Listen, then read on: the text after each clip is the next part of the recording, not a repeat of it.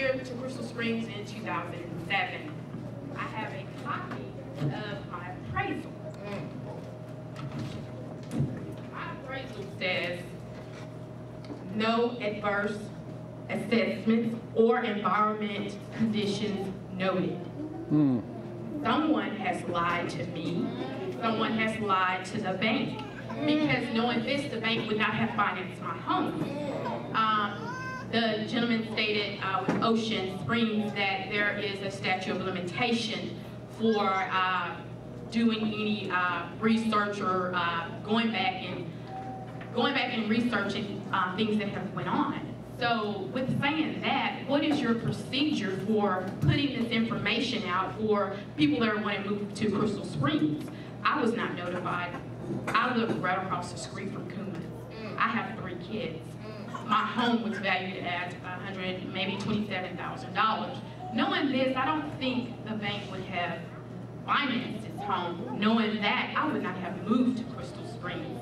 I would like to know, as a young parent, as a concerned citizen, as a human being, as to why this information was not given to me. Man.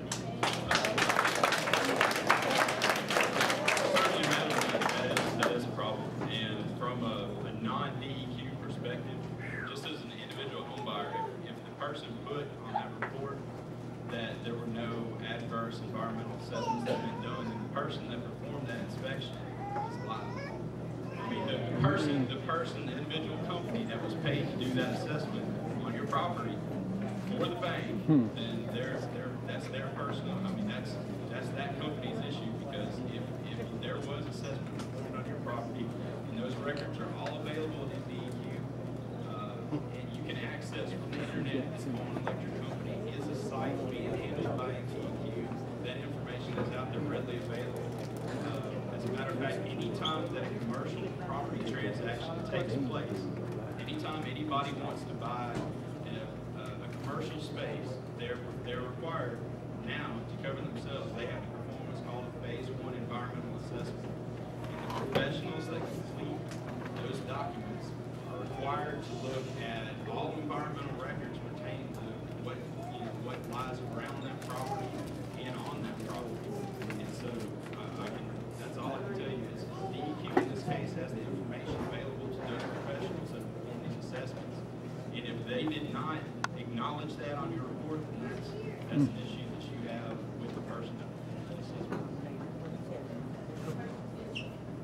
Since you made that statement, my question is, what is the procedure?